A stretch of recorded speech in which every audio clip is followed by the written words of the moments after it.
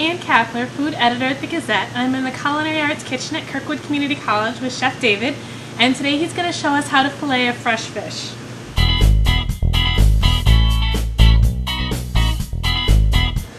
With fresh fish, such a wonderful item to have in your diet,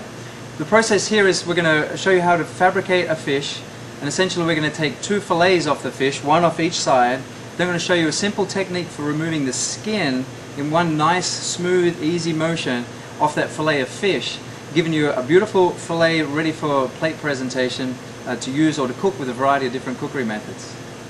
When you're getting yourself organized, ready to do this job, first thing that you're going to need is a good sharp knife, that especially a fillet knife should have a nice bit of flex to it. We're going to start by making a small incision along the top side of the spine. These backbones actually run up and meet at a point right down through the middle of the fish,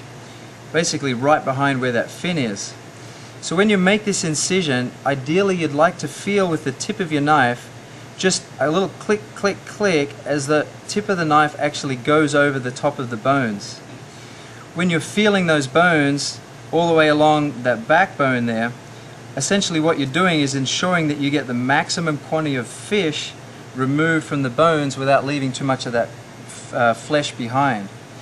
This cut here is actually going to cut curving around to meet up with the other point where we started before. Now that we've made those 2 points meet, this next cut is going to come around underneath that fin and cut out just behind this bottom fin at the base of the fish. So as you can see, that whole piece is separated out. This fish has already been drawn, so it's had its intestinal cavity moved, which makes it a lot easier to work with. The next cut, if I turn this fish around, is we're going to pick up where the back of that intestinal cavity is and make a cut that runs through just above this fin all the way back, stopping right at the tip of the tail. So if you come in through the belly there and just start by making that gentle incision along, again feeling for that little click, click, click of the bones as you go, just all the way through right to the back until you can actually feel where that flesh stops and the fin actually starts. I'm going to move the fish back around again, and what we're going to do now is pick up that original incision and again make a deeper cut this time. We're going to pick up the same backbone ridge so you can feel the knife clicking along, and if you see how much of the knife is actually going in the fish, we're making that cut pretty much equivalent as deep as right down through the center of the fillet where the backbone actually runs. So picking up that cut, you'll actually feel the tip of the knife come up against a rounded edge, which is in fact the backbone right in the middle of the fish.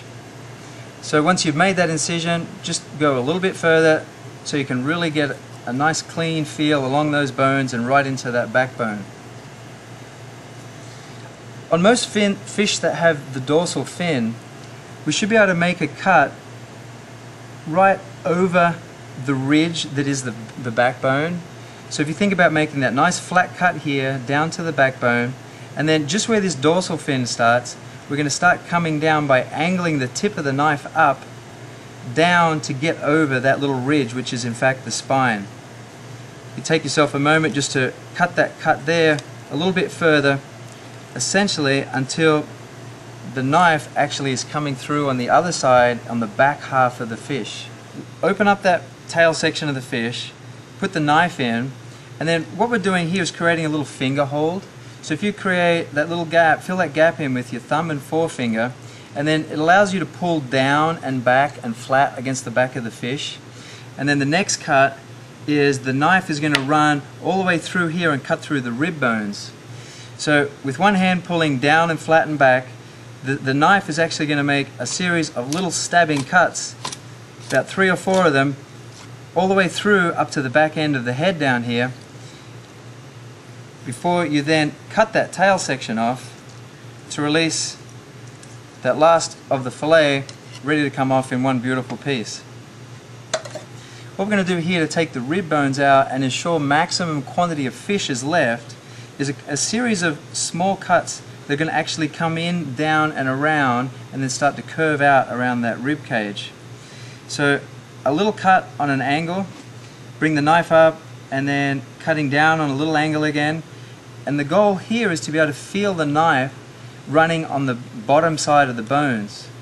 Just like the same principle in removing the bones from, or running the knife along the bones when you're taking the fillet off the back of the fish. Once you get under there, if you flatten that knife out, we're going to actually run that cut under those bones and flatten it out across just under the flesh there to remove those rib bones in one nice little motion. Once the rib bones are taken out of the way, the last process we have to do is just then remove the flesh from the skin, which is just going to allow for greater presentation of the fish. This is a point where you want to make that knife really bend. If you make a cut through to the skin and then stop, and then start to angle the knife out and start to run it along flat, and you can really see the bend in the knife.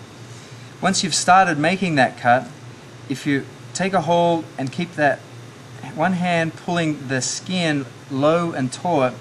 and then the knife hand is going to run through for a couple of inches, really bending,